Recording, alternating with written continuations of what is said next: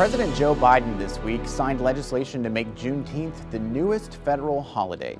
It marks the events of June 19th, 1865. That's when Union soldiers arrived in Galveston, bringing news of the Emancipation Proclamation. It's the day enslaved black people in Texas learned of their freedom. Two Texans led the way on the bipartisan legislation. Democrat Sheila Jackson Lee authored the House version of the bill. Republican John Cornyn carried it in the Senate.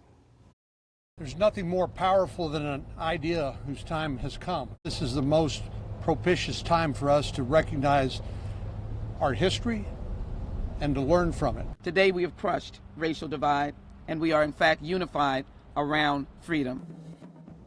The holiday's official name will be Juneteenth National Independence Day. It had unanimous support in the Senate. But 14 Republicans in the House voted no, including Texan Chip Roy. He objected to using the word independence in the holiday's name. In a statement, Roy said the name divides the nation by creating a separate Independence Day based on the color of one's skin. This week, Governor Greg Abbott signed a bill into law that bans Texas schools from teaching critical race theory. It's a concept that racism is systemic and upheld by inequality in the legal system. But the legislation Abbott signed goes beyond banning that concept. It requires students to read certain books about America's founding, bans teaching that anyone is inherently racist, and blocks teachers from taking a side during current events. The governor says more needs to be done. He's planning for lawmakers to revisit the topic during a special session. Politics reporter John Engel had separate interviews with two lawmakers on different sides of the debate. Their answers give insight into why this issue causes so much division.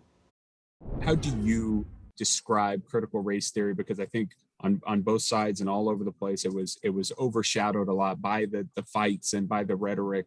How do you define it and what we are trying to keep out of our classroom? Sure, and I think you're right. I think there was a lot of rhetoric, a lot of hyperbole. At the end of the day, what we all have to agree, and I think do agree, is that we should be able to teach history, the good, the bad, and the ugly, right? All of it, but also in the fairest, most honest, unbiased way possible.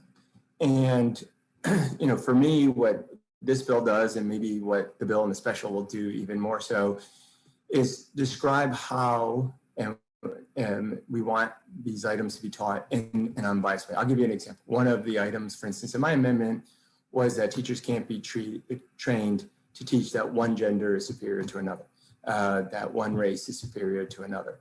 I mean, I think we can all agree that that's what we want, is for all of our children to get all of the facts. What do you think is the biggest misconception, or what played out during this session that you saw totally missed the boat or whatever when it comes to critical race theory?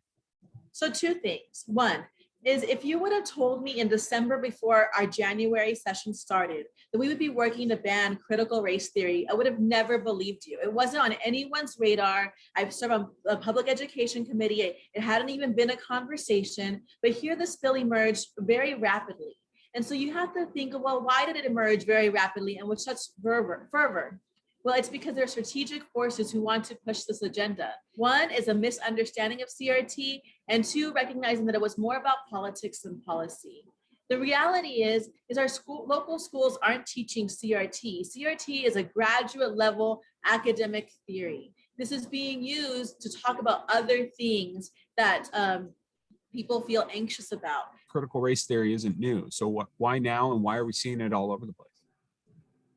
Well, I would say, like in our case, in my district, it had kind of started in some of what at least my constituents and parents in our school districts felt was this was kind of being pushed from the other direction. It was being pushed years ago, even 2 years ago in our school district. There was a lot of community meetings talking about plans and how to do it.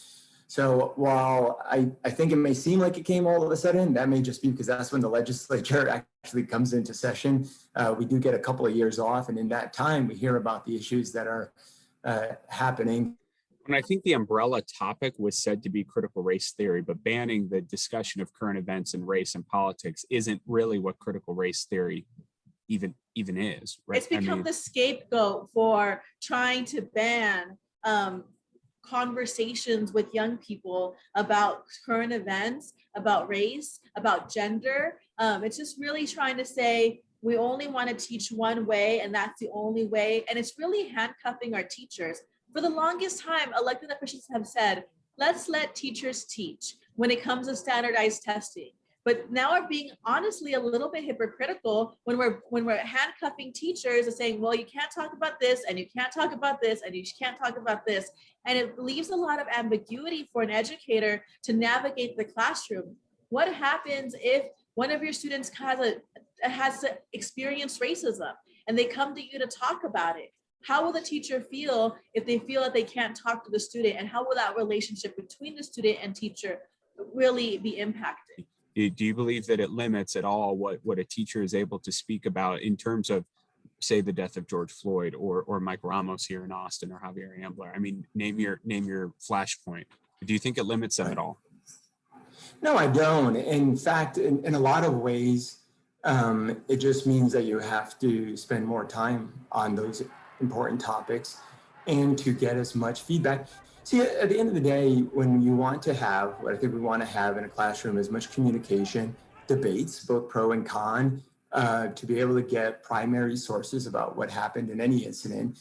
But you can't have those conversations if some of the students, for instance, don't feel that it's appropriate for them to be involved in those conversations. So I think this actually ends up opening it up for even more dialogue and more conversation about those issues. A lot have pointed out that the reboot of the critical race theory debate is coming the same week that we have federal legislation authorizing Juneteenth as a federal holiday.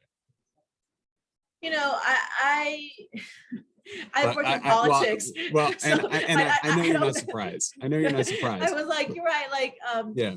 You know, but can we even talk about what Juneteenth is the real right? question. Like, I mean, that's yes. And so I really want people to go read what that piece of legislation is, because there's a headline and then there's a reality. And the reality was saying that there are certain books that students should read and other books that they shouldn't. And I'll give an example. One of the books that they encouraged students to read was a book by Tocqueville, which talked about justifying slavery. Like, this is the books we want kids to read, but let's not read any of the other books, right? And I think it just really speaks to, this is not about policy. This is not about practical reality of students and teachers. It's about a political agenda. Governor Abbott has already said there will be at least one special session. The topics so far will be voting rules, redrawing the state's political maps, spending billions of dollars in federal coronavirus relief funds, and now critical race theory.